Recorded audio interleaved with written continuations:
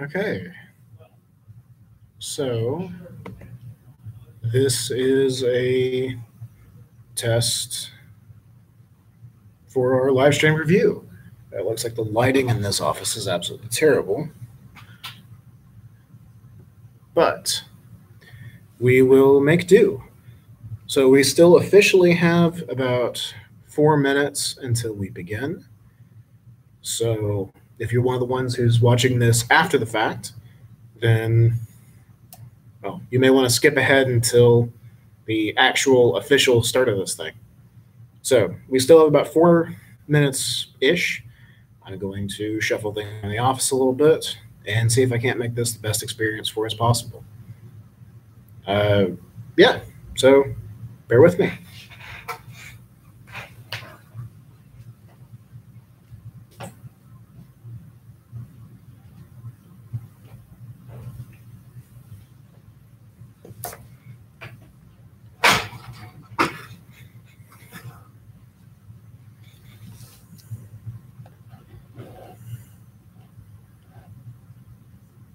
So according to the stats, we've got a couple of folks watching already.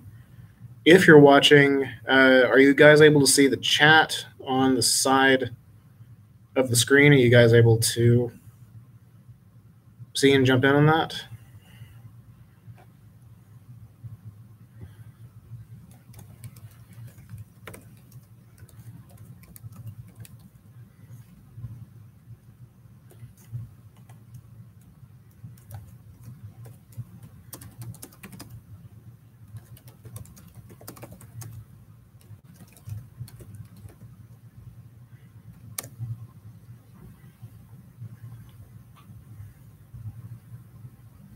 Yeah, hopefully that works for someone. If not, this will be a very unsuccessful review. I have tried this out on my end, but this is actually the first semester where I've done this. So, limits of new technology and all that.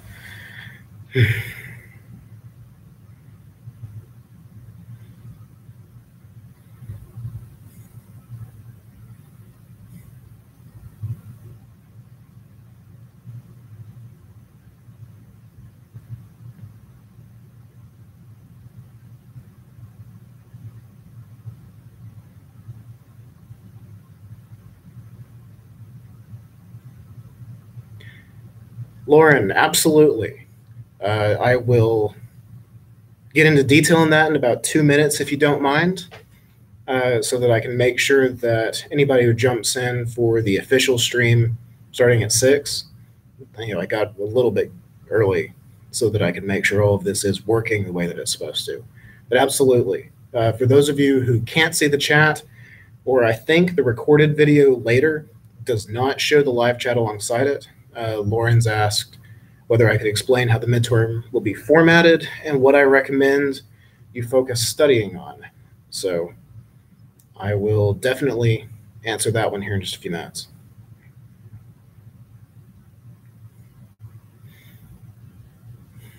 Until then, we have the same amount of dead space and awkward time filling we get at the start of a classroom.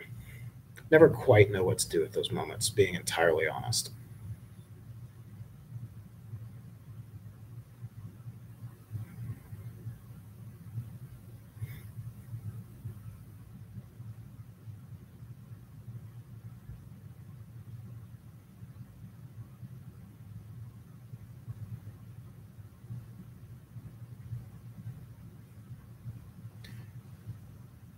All right, so by my watch, it is 6 o'clock on the dot.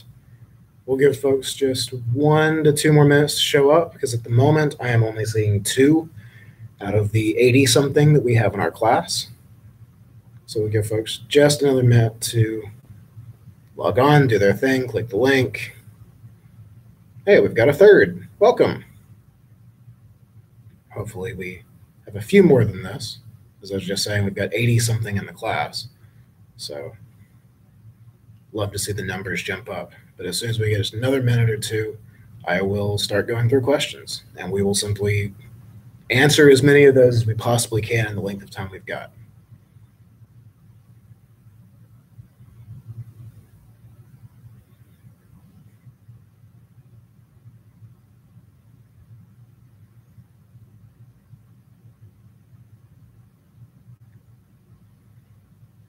All right, viewer number 4, welcome.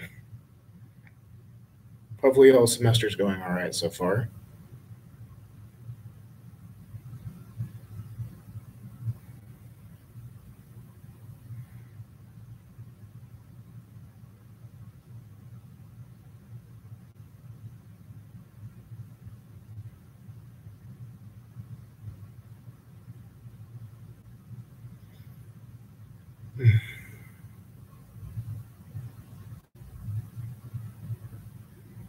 And viewer number 5.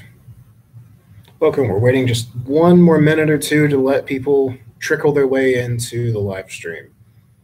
As soon as we get a few more folks, we'll get up and going, and I'll start answering any and all questions that show up there on the chat window on the side. So feel free to post anything and everything you like, and I will answer everything. If we run out of questions, we'll talk about something. I think on the announcement I joked about reading Faust or Shakespearean poetry or something. I will not subject you guys to that. That was more tongue-in-cheek joke than anything.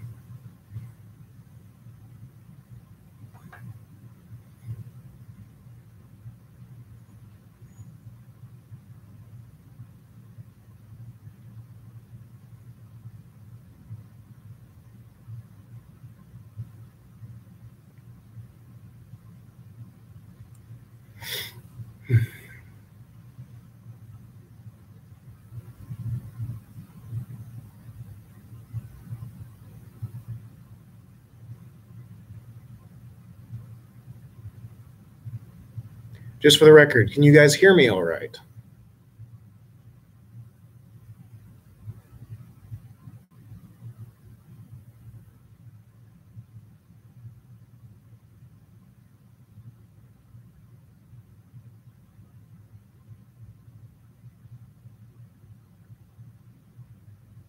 Wonderful.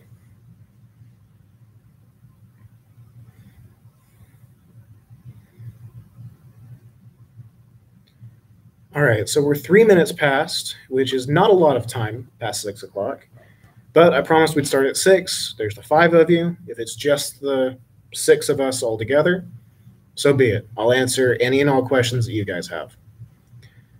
So we'll start off with Lauren's question then. So for those of you who've joined in, either can't see the chat or who just chimed in and haven't taken a look yet. So Lauren's asked how the midterm is formatted and what, I recommend you guys focus studying on.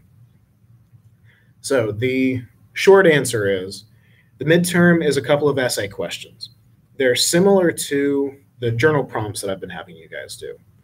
So for the most part, what we go over in 114 in global moral issues are different theories and ideas and things about these moral problems we talk about, these different things that affect us on a global scale. And the midterm is meant not just to have you regurgitate certain amounts of info. It's not meant to have you just spit back the vocabulary at me to see whether or not you know it. Instead, what the midterm is built around is a pair of essay questions that I am asking for you guys to apply some of the ideas that we've been talking about. So I might have a situation or a question that's the kind of off-the-wall thing we sometimes do for the journals, where I'm asking your opinion about a topic. So for example, in another class in a different sort of topic, this is for one of my general intro to philosophy classes, I've asked questions about, like we did a unit on relativism and objectivism in my general 110 intro to philosophy course. And their midterm was, it describes a wizard's duel between Harry Dresden the wizard and the evil sorcerer Justin Dumorn. And it talks about how killing somebody in a duel is obviously against US laws, but it is allowed by the laws of magic. And so let's say Harry kills Justin in the duel. Are Americans justified in criticizing Harry Dresden? So it's an off-the-wall sort of question. It's an odd sort of thing to ask about. But what that type of question does is it forces you to apply the concepts of objectivism and relativism to try and give an answer to the question. And that's the kind of thing that I'll do with your midterm as well. For those of you who haven't taken a look at it, I guess if you're in the review, you haven't taken it yet. Or if you have, I guess you're just really wanting to go over material. So what your midterm is formatted like, it's I can't remember if it's 2 or 3 short-ish essay questions. I think I did it at 2, where I will ask or present some sort of small scenario and then ask you to answer a question based on that prompt. And what I'm asking is not just for some absolute right answer, but for your position on that topic. And so what you have to do is write a few paragraphs explaining your position on that topic and then justifying that answer. And usually the prompt will also ask you to make reference to a couple of positions. So it's like the journal prompts in that it's asking for your opinion on something, but it's mainly asking you to apply and think about the different theories and concepts we've been doing. And the way that you're graded is according to the rubric that I've posted up on Blackboard as well, in which I don't care officially what your position is on any of the problems that I put forward. Officially, I am neutral on every topic whatsoever, from religion to politics to ethics. You know, officially, I'm not an objectivist, I'm not a relativist. I don't have any particular sort of opinion on warfare or environmental ethics or whatever. You will never be graded in this class on what you believe on a given topic. Instead, what I'm grading and what I'm looking for is, can you clearly state your position? That is, can you give me a clear thesis? Can you defend that thesis and show clear reasoning, a clear appreciation of the different aspects of that problem? And can you accurately describe the positions that I ask you to describe? So they're not meant to be massive essays. It's not meant to be something you've got to write page after page on. Otherwise, I would have given you a full-on just take-home paper prompt to do. Instead, there's meant to be short response things that you write a few paragraphs to and give your opinion on a given topic and explain why you hold that opinion and give reasons for it. And the better job you do of defending and explaining that position, the better grade you'll get according to the rubric that I've posted. It's not just 100% subjective. I do have standards on how you guys explain those sorts of things. Technically, they're pulled from all units. However, I will say that the first unit being pretty much methodology, what is philosophy kind of stuff, it's really hard to pull really good essay topics off of that without this being a purely logic-based class. So I would focus on the units that actually cover the main material. So you'll need to apply some of the concepts from units 1 and 2.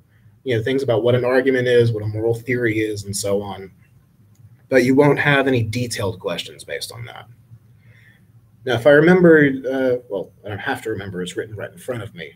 You also asked, what do I recommend you focus studying on? So this I would recommend, really, I guess, 3 main steps. First, I would recommend, Bailey, let me go ahead and answer this one because it's quick. I believe that there are 2 questions on the midterm. I could have been 3, but I believe it is 2. And they're meant to be answered in about 20 to 25 minutes each, with the midterm being an hour in length. So it's meant to, so it's 2 essay questions you'll have to write a few paragraphs for. And to prep for those, to study and get ready for those, I highly recommend that you, 1, go back over the lectures and the readings out of our textbook and take a look at the vocab terms first. You know, those bolded terms that get their nice little box stuck up along with the intro reading. Make sure that you understand what those terms and concepts are, because those are the kinds of things I'm going to have you explain at various points. Like, this isn't a history class. I don't care if you know exactly who Peter Singer is, what dates he lived, and that sort of thing. I don't care about names and people as much. We mainly focus on concepts. So I want you to make sure that you know what the main concepts for the unit are and how to use those terms and vocabulary terms. So for one, go back, look at the vocab, look at anything that was bolded and underlined in a lecture, and go back to anything that's bolded and stuck in the vocab box out of the readings. Two, I want you to, or I would recommend for studying and all this, go back through and make sure that you can actually follow the argument of each of the readings that we've done so that you can understand how each step of those moves towards a certain conclusion. Because while the readings are not the end all be all on the topics, these guys are not gospel writers in any sense. They're just random people, well, not random, very brilliant and careful thinkers who are giving their opinion on a given topic.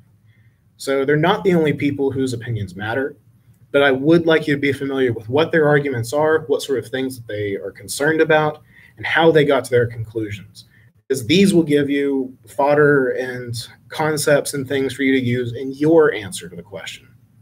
So vocab, understand how the arguments of the readings fit together, of which there's usually an overview in the lectures. And then three, and this is going to feel a little bit odd for those of you who haven't done this sort of class before, I highly recommend that you basically take the time to sit down, reflect a bit, and find out what you believe on each of these topics and why. And this isn't just like a fluffy sort of like self-help sort of thing. I highly recommend literally set aside a block of time, 30 minutes, an hour, a full evening or a day, whatever works for you, but set aside a block of time to sit down and think about, okay, when it comes to environmental ethics, what do I think is the right position on this? What do I think are the answers to the main questions we talk about in this? As we talk about moral status, which things have it? What level should we be doing our moral thinking on? If you take the time to think about and decide where you fall on the different debates and questions that we ask and look at in each unit, and that's going to make the answers to your essay questions that much easier to come up with, especially if you take the time to figure out your position and why you believe in that position. What arguments make sense to you? Which arguments don't? What sounds like a lot of bullshit that some dead white guy came up with? These are things that I want you to take the time and think about.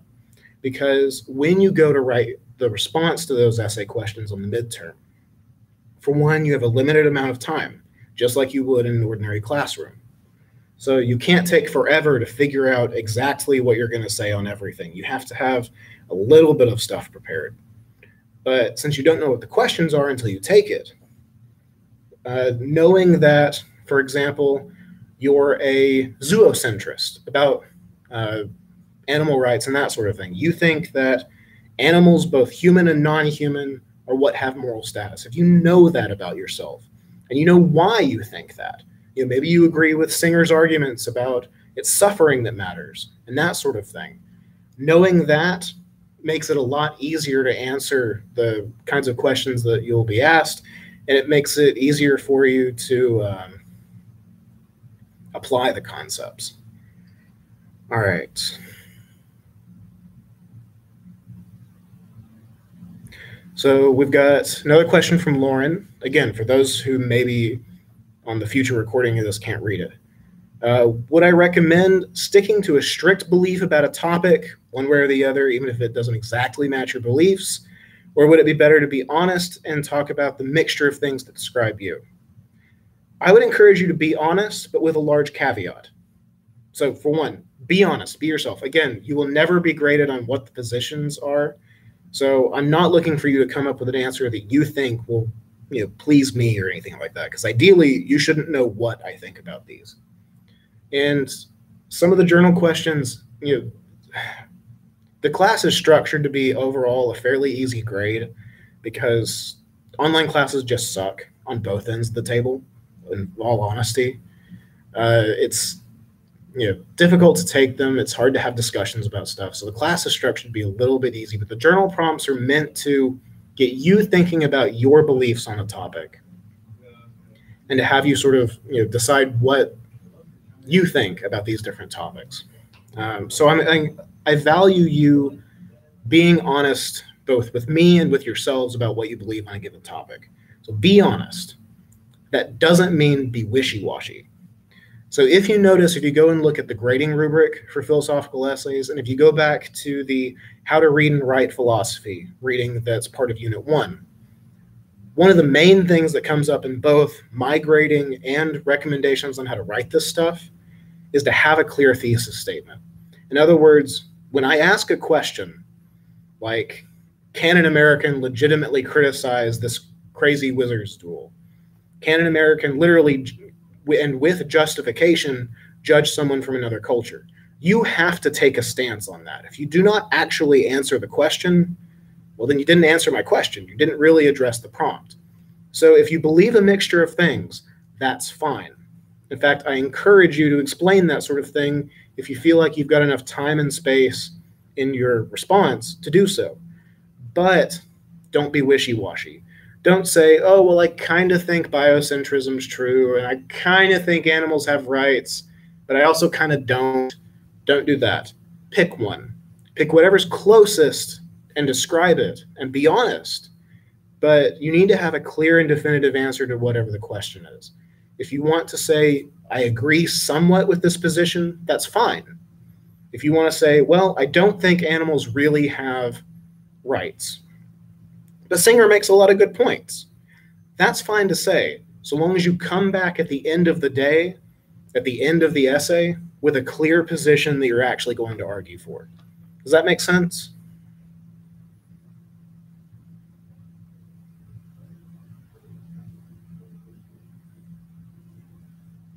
And again, anybody, it doesn't just have to be Lauren. So Bailey asks, would it be clear enough to think animals have some rights but not all? Like say they have rights not being experimented on, not rights to be eaten.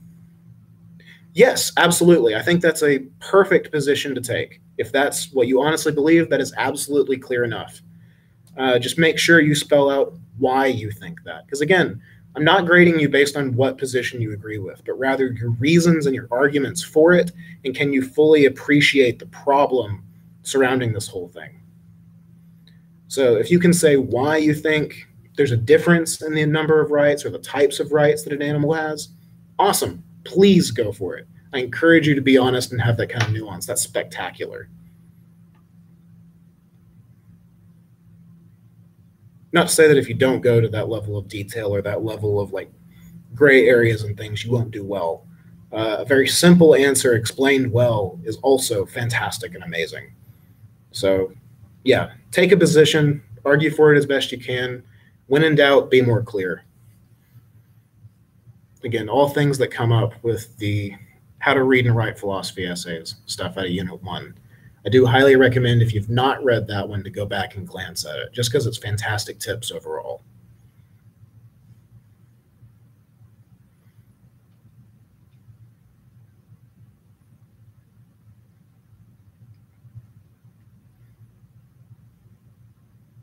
Is there a minimum or maximum length for the essay questions? No, not at all. In fact, whatever you think would be most appropriate to answer the question, that's perfectly fine. Which is a bit of a cop-out answer, but it's like the journals. It's not necessarily about how long of an essay you write or how long of a response you give. It's how well you answer the question. If, like, for example, I have 2.5 degrees in this stuff. I'm working on my doctorate right now. I'm doing research. I've got a master's. I did my bachelor's in this area as well. I specialize in ethics. I could probably answer any midterm question in probably a paragraph or two, maybe just one. I could probably do it in a handful of sentences. So it's possible to answer these with very short responses. But if you do so and you don't explain your reasoning on each of those, it's going to be a lot harder for you to get a good grade on it. So even though I could answer the questions in maybe 4 or 5 sentences, it's probably not good for me to do so because that doesn't make a whole lot of things very clear, or it doesn't explain my reasons very well. Similarly, a 10-page response can be full of crap. I taught Intro to Ethics, I guess it was 1.5 years ago now, over at Ivy Tech. And I had a student who wrote a 4 or 5-page response to the Wizard's Duel midterm prompt. And her 4 or 5-page response said absolutely nothing philosophical. It was 4.5 pages of when this stuff was on the news. It was so shocking, and I felt so bad about it. She literally just imagined herself in the prompt and wrote about how she felt in that situation. So it was 5 pages, but it was honestly this much above a 0 just because she worked hard on it. So length does not equal quality.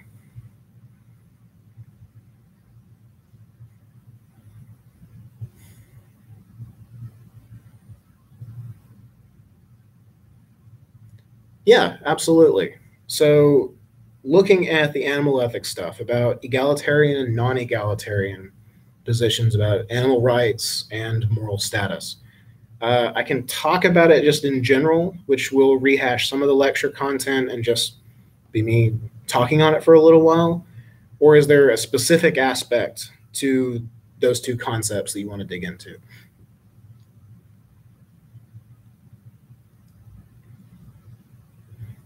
And if other people have aspects of these things you want to ask, if it shows up in the chat, I will do my best to answer it so long as we can do so before 7 o'clock. So feel free to go ahead and throw questions up there, even if we're in the middle of something else. I will just try and wrap up my stuff and get to it after.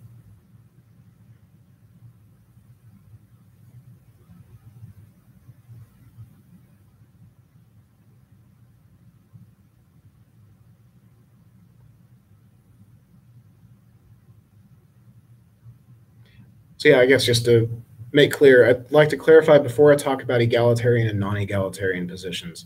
Would you like me to speak about it generally, or is there a specific part of that you want to spend a little bit more time on and get more detail about that?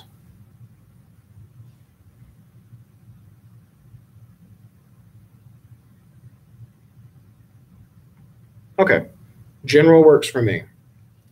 So the egalitarian, non-egalitarian stuff's out of our environmental ethics, animal ethics unit, the most recent one that we have.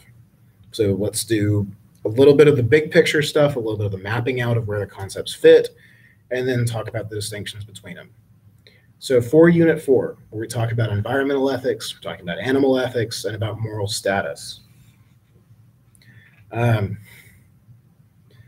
we talk about those and deal with them, for one, since I can go ahead and address Bailey's question as part of it, the important thing about these concepts and about when we deal with moral status and when we deal with environmental ethics, for one, I don't want you just to focus on getting the vocabulary words right.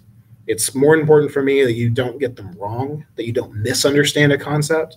It's far more important for me that you think about how the things fit together. And what you believe and think about the position and why you believe and think certain things about it. I know that goes on off on a tangent, but we can weave it in a little bit with our egalitarian, non-egalitarian bit. I promise I'm answering it. So for animal ethics, environmental ethics, and all that, the question that we focus on is moral status.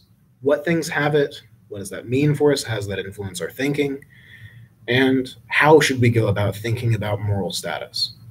So when we talk about moral status, we're talking about which things deserve a certain amount of moral consideration, which things are supposed to have a major place in our thinking, which things deserve a prime spot in our processing moral questions. And a lot of people think that animals or other living things besides humans have a certain amount of moral status. This is where we start getting into our anthropocentrism, biocentrism, and zoocentrism splits, where really we can think about it in terms of a spectrum, where anthropocentrists think that only humans have moral status. Biocentrists expand the circle all the way out to include all living things. And zoocentrists have a slightly more limited circle that only focuses on animals, both human and non. Now, when we talk about multiple different kinds of things having moral status, when we talk about anything besides just anthropocentrism, we start having to have a second question on top of who or what has moral status. So anthropocentrists, remember, think that only human beings have moral status. That is, only human beings are worthy of like a full moral consideration when we approach different problems. Like if we were to do a trolley problem, or if we were to try and figure out what should my business do in the agriculture sector or something like that, how should I treat my livestock, how should I look at where pollutants and things go? When I try and answer those questions in life, if I am anything besides an anthropocentrist, I'm including other kinds of beings in my moral problem solving, in my moral consideration. But just because I am either a zoocentrist that thinks that animals besides just humans have moral status, or if I'm a biocentrist where I include other living things like plants and so on, if I am either of those two positions, I might still rank creatures a little bit differently. Like I can be a zoocentrist, like say Peter Singer, and think that animals deserve a certain kind of moral consideration in addition to human beings. But I don't have to think that they get the same moral consideration. I could still think that human beings are a little bit higher and that non-human animals are a full step down in terms of how much weight I should give to them. And this is where we get back to things like the initial question I asked to start off the unit. Like if you had two creatures drowning in the Wabash River, one a human child and one, say, a puppy, as sad and terrible as it is that there is a puppy drowning, even if I think the dog deserves moral consideration, I can still fully rationally and without hypocrisy or inconsistency think that I should always choose the human. Because if the human has a higher moral status or has more moral status, if they're more worthy of moral consideration than the dog is, then I have good reason for choosing the human over the dog, because the human's just more important. They're weighted a little bit more in my moral calculations and my problem solving. And not everything's about calculations, especially if you're a non-consequentialist. If you're someone who thinks that moral answers are determined by more than just the consequences of the action, if you look to intentions or whether or not they match up with like moral commandments or principles or something like that, calculations probably sounds wrong to you if you fall into one of those camps. But even if you don't like the idea of calculations, when we're trying to figure out what the right thing to do in a given situation is, we still have to make decisions. We still have decision-making processes. Moral status has to do with how much of a place you really ought to have in that decision-making process. And the egalitarian and non-egalitarian positions talk about how much of a place you should have. Because even if all living things have a place, we can still have hierarchies. So species egalitarians, if we just go flat out for the definitions, species egalitarians think that things have equal moral status across the board, no matter what. So if I'm a zoocentrist, if I think that both human and non-human animals have moral status, if I'm an egalitarian, I think that human beings and non-human animals have the same moral status. They should have the same amount of consideration when I make moral decisions. If I'm a non-egalitarian, I think there's at least a little bit of a hierarchy between the different groups. And I guess just to more explicitly answer Bailey's question, since I sort of touched it at the beginning and now touching at the end of this answer, I do want you to understand and know those vocab terms. That's not the most important thing, though. Being able to apply the concepts, be able to understand them well enough to talk about your own positions and beliefs in terms of those vocab words, I think is the most important thing. So you do have to understand them. You can't ignore them and set them aside. The vocab terms are worth a certain amount of scholarly consideration, if you want to put it that way. But we're not egalitarians about it. Your beliefs and your positions are far more important than just understanding the vocab terms. Does that help with things about the egalitarian, non-egalitarian? And Bailey, your question on vocab versus your own beliefs, or something still fuzzy or warranting a little more explanation in there.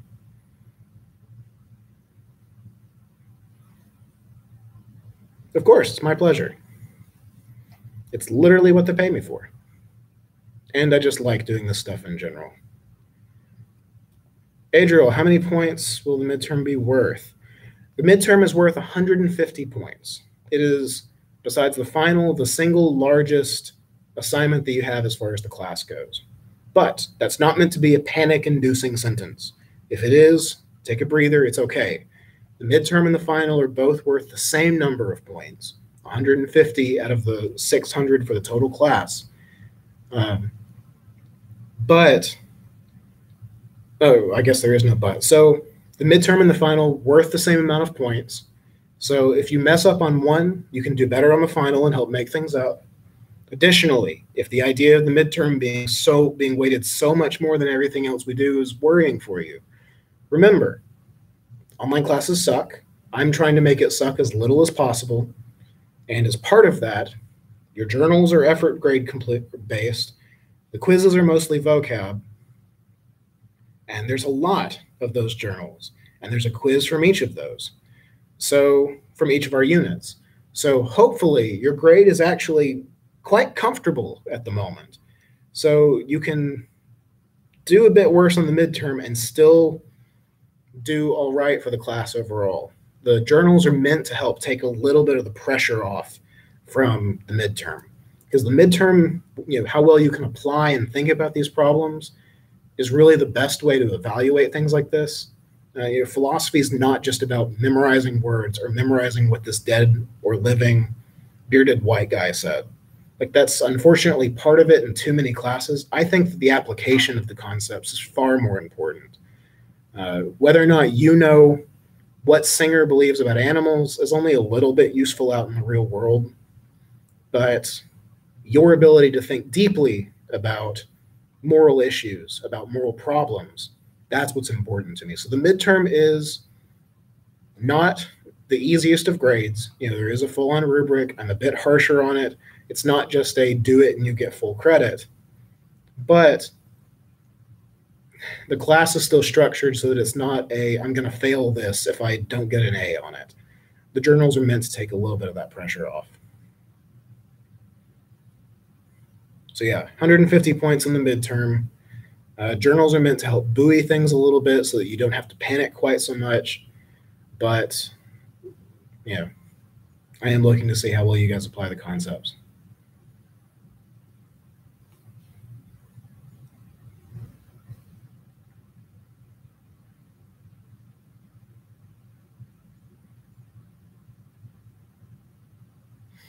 Should your responses to the midterm or the journals be more argumentative, or can it be more conversational?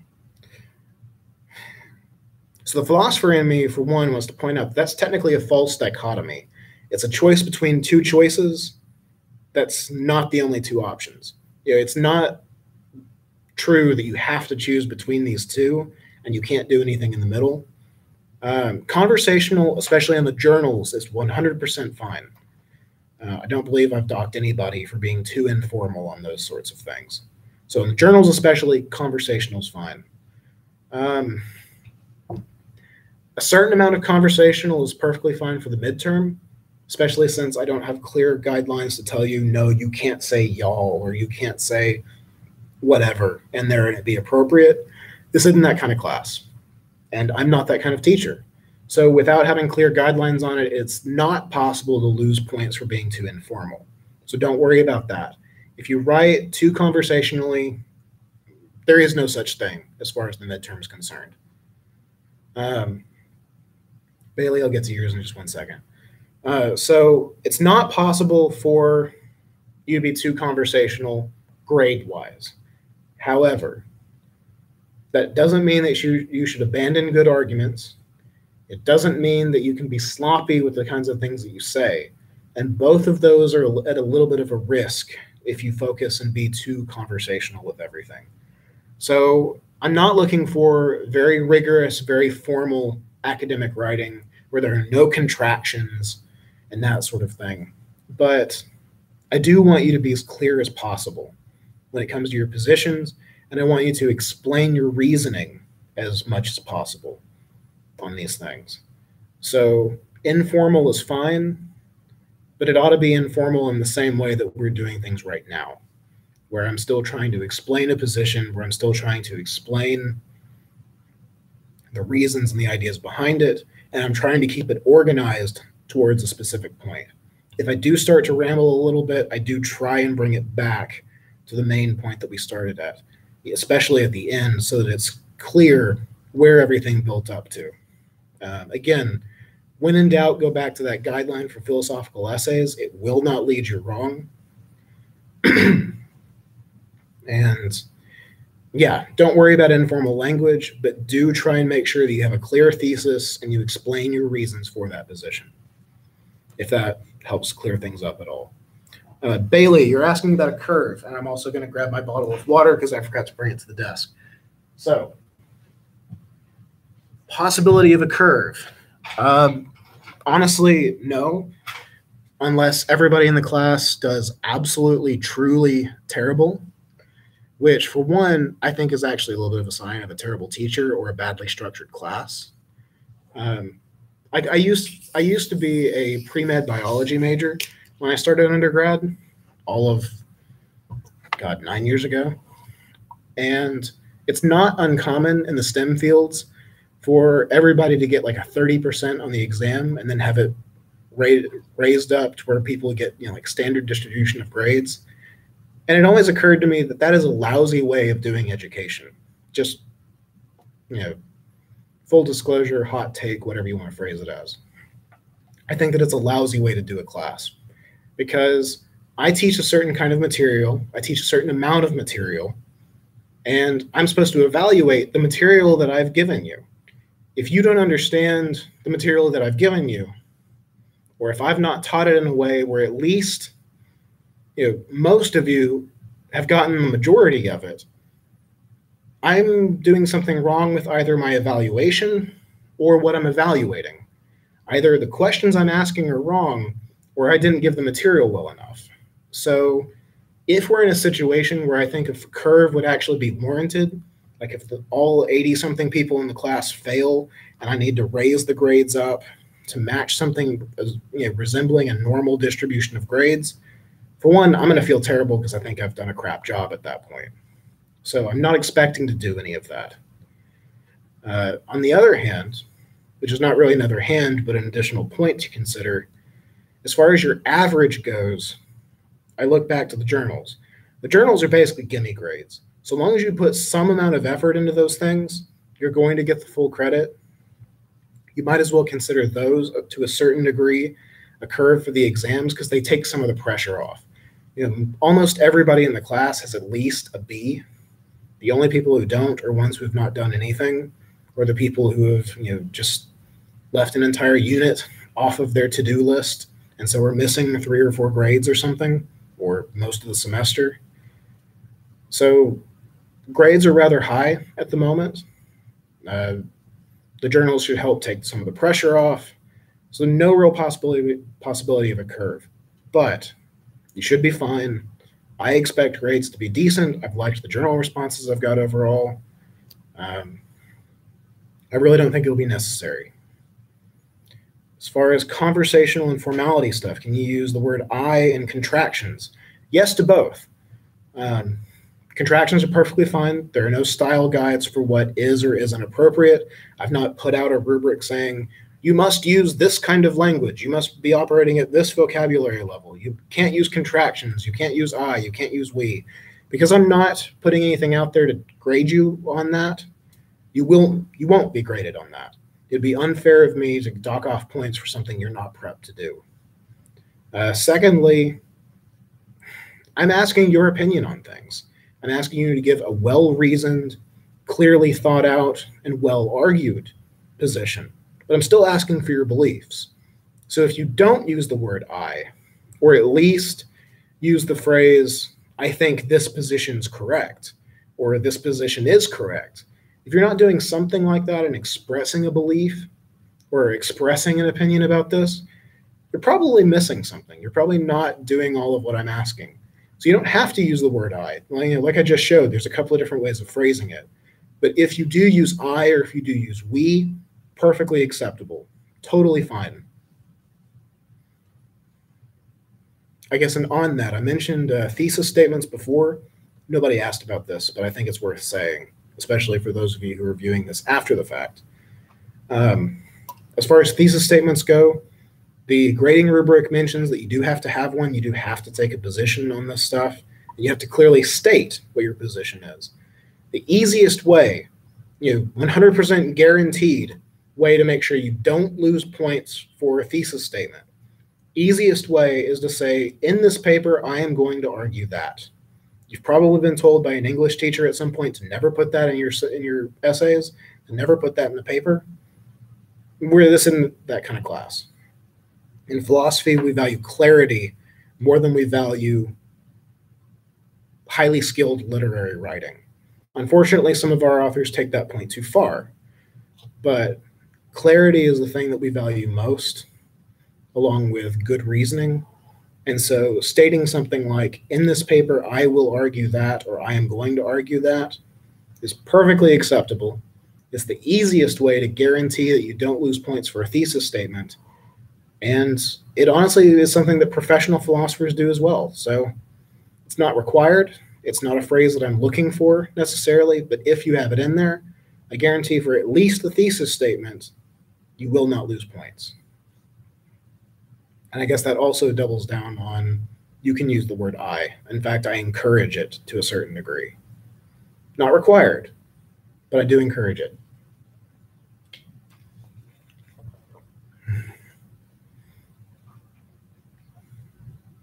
So, anything else, guys? Anything and everything I will answer.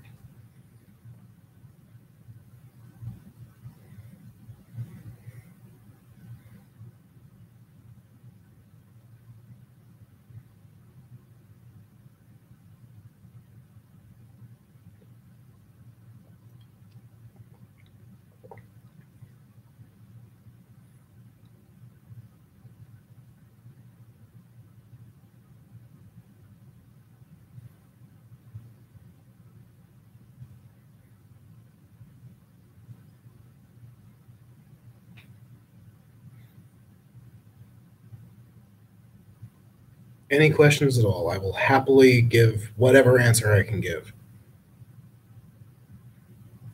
Hell, I'll answer things about other classes if I can, though I will plead the fifth on things that I don't know anything about or am not an expert in.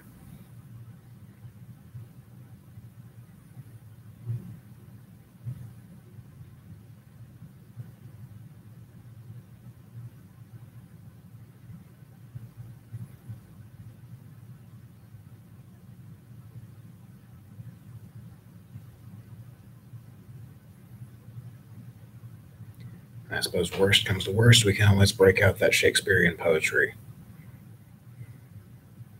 Though honestly, I've never been any good with, well, I take that back. I guess in high school and creative writing classes, I did do okay at some of the poetry, creative writing stuff, but I'm at least 10 years rusty on that now, and that's from senior year.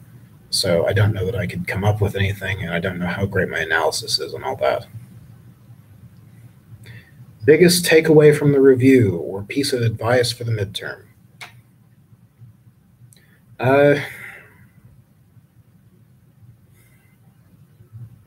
Biggest takeaway then, since most of the questions, almost all the questions have been on the format of the midterm and how to do the thing. Biggest takeaway would be understand the basic concepts we've been talking about in the lectures and things so far. Understand those well enough to apply them to questions and topics.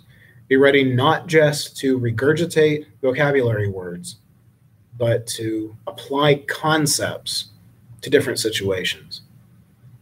Be ready to think about global moral issues. So, yeah. I recommend pulling vocab from different units in the essay, or stick the vocab we learned from the unit the specific question asked from. So that's not nearly as difficult of a question as my pause makes it sound like. So the prompt is going to ask you to explain and refer to at least one or two things. So there's some vocab that you have to address as part of your answer to the question. Like, for example, with the start of the review, I talked about how in another class I gave this wizard's duel midterm prompt, where I asked people to apply relativism and objectivism.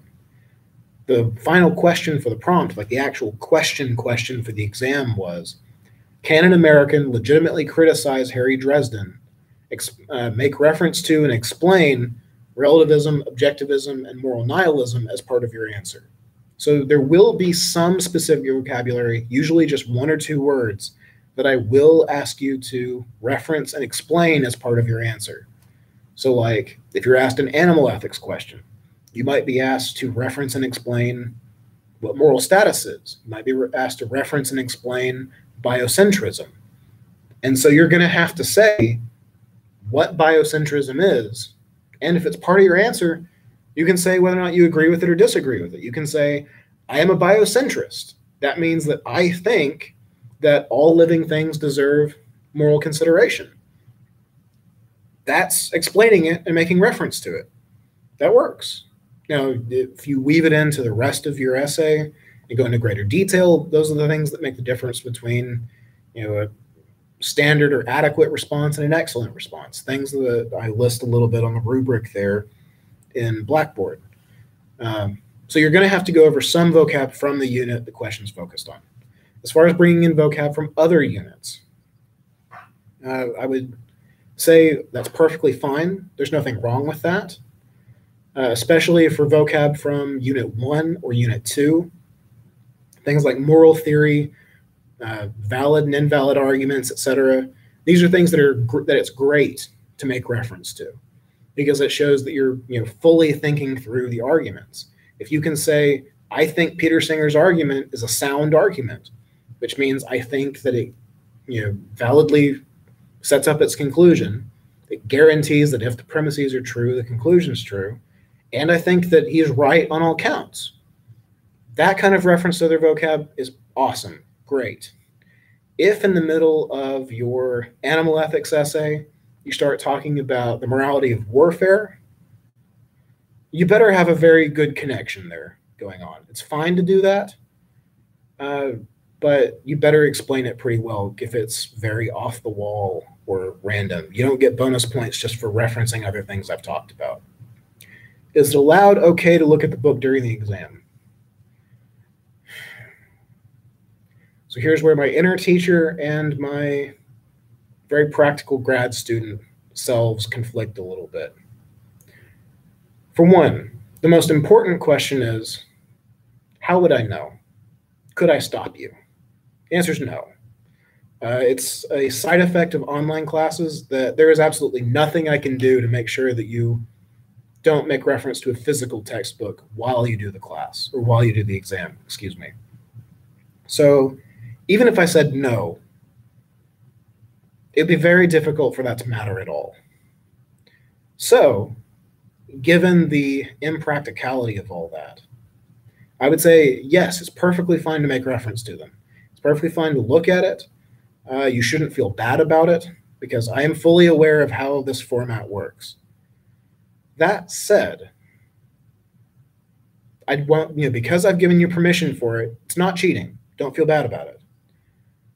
But given the kinds of things that I ask, given that you're applying a concept rather than just explaining the definitions back, there's going to be limits on how useful referencing the book actually is.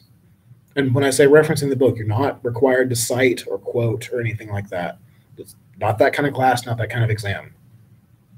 But if you're looking for anything besides the definition of a vocab term, you probably don't have time to reread a full reading, to go back over the arguments in great detail. You're welcome to if you think you can and still adequately answer the question. But the midterm is timed, just like the quizzes are. It is a 60-minute period. And at the end of that, the test auto submits. That is, whatever you have typed goes in and goes to me. So it's not meant to be a down to the wire time crunch. But because of the kind of question that I'm asking about your beliefs and positions on these topics, and because of the kind of question and exam that it is, looking at the book's only going to help you so much. You're welcome to if you think it'll help.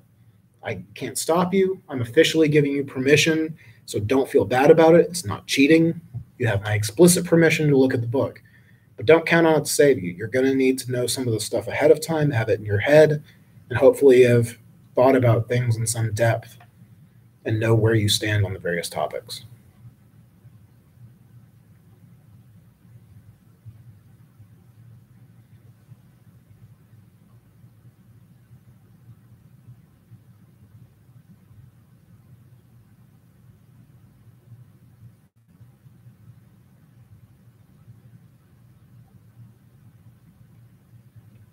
Anything else? As far as our official live stream schedule, we've got about another 9 minutes or so. So we will use those as best we can. We can go a couple of minutes over if you have questions you're dying to ask. But I do have another one of these for another class at 7:30, so we can't go over too much.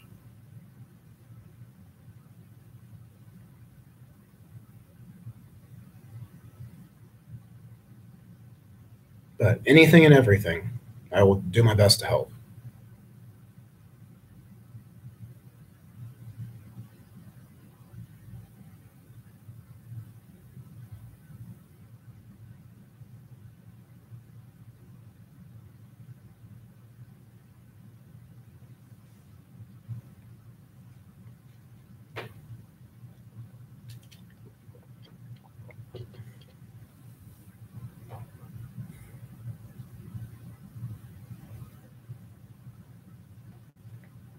Anything at all that I can answer.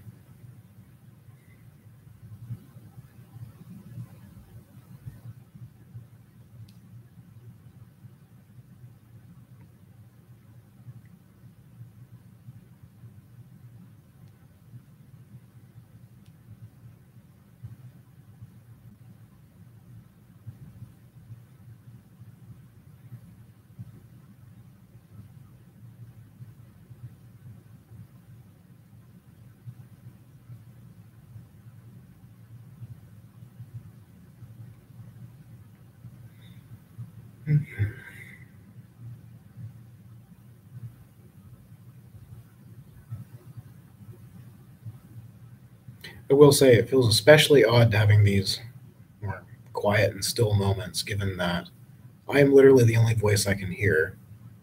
I am just reading your responses on a little chat window on the side of my screen. I very much would like people who want to ask questions to go ahead. So I don't want to get too much into another random thing. But I also know that all of us are simply staring at computers or phones in silence if I don't say something.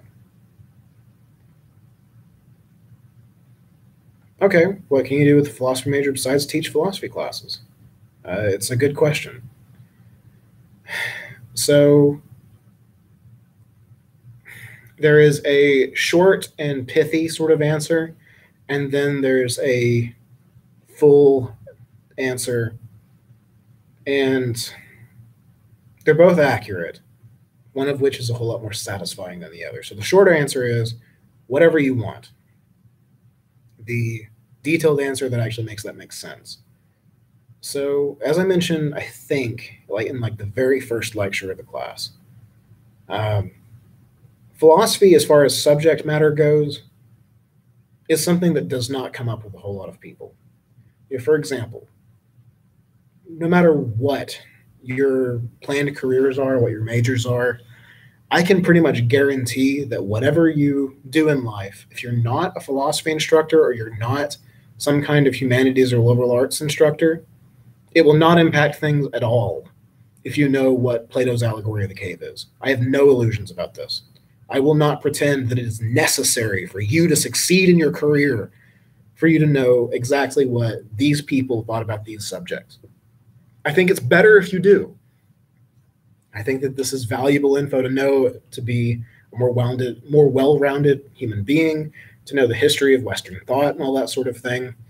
But let's be honest, it doesn't matter at all the content of what we do for you being good at your job.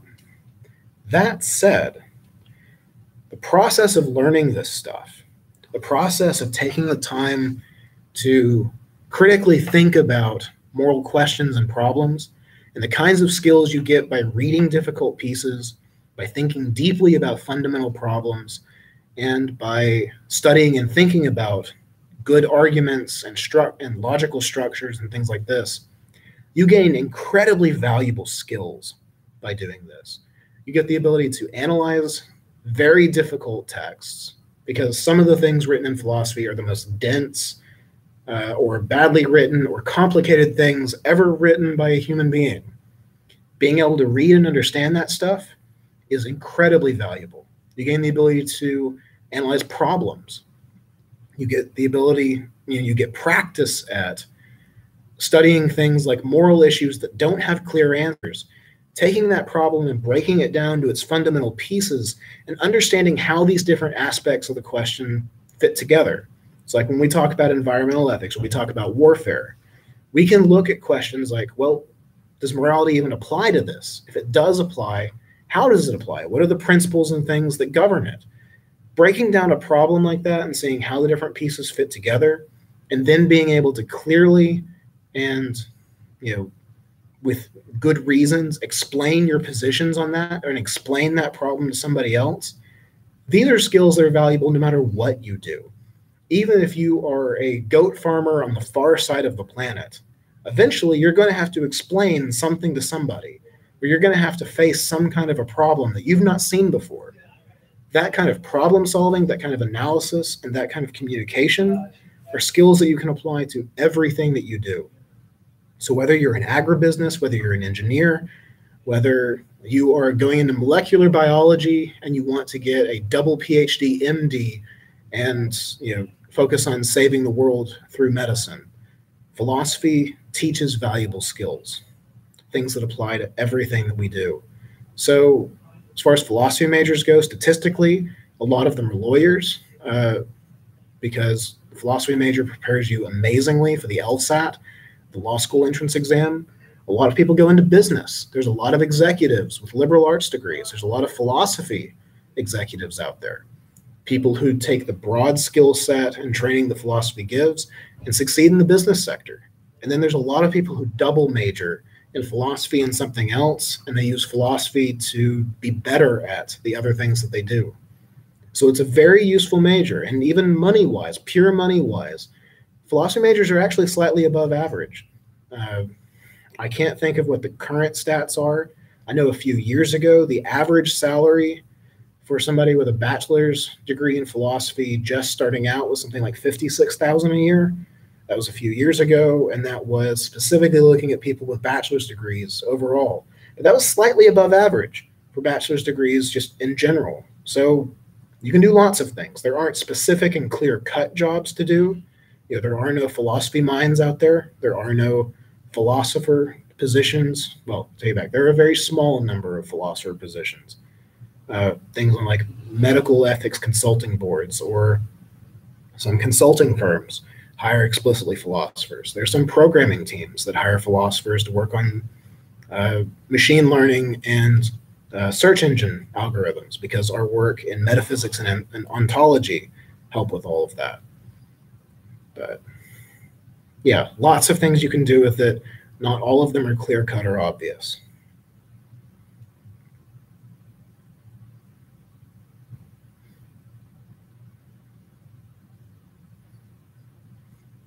Anything else?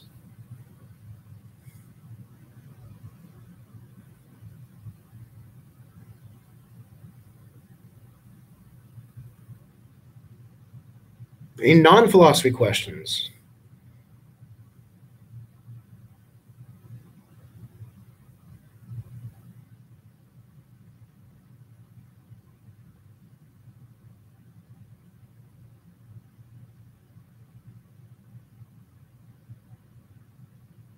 All right, last call, folks.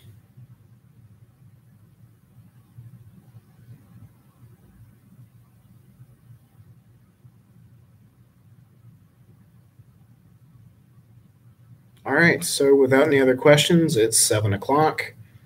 Thanks so much, guys, for showing up for this. Those of you who are catching it after the fact, more power to you. We missed you here in the live version of all this, but I'm glad you took the time to do some sort of review. It shows that you're a responsible student and that you do take this stuff at least somewhat seriously, which honestly can be hard for online classes. They're just as important. The grades matter just as much, but it's easy to blow them off. For the rest of you guys, thanks so much. I'm glad you took the time to show up for this sort of thing and for dealing with the difficulties of the format. I hope you guys have the best of luck on the midterm and that the rest of your semester goes fantastic. You'll, of course, hear from me through announcements and other things. You're always welcome to email me with questions or schedule a meeting in person where we can explore my luxurious grad student office, the cubicle box at the top of the recitation building with not fantastic lighting, but you're always welcome. So let me know if you've got any other questions or issues, and happy thinking, guys. Good luck.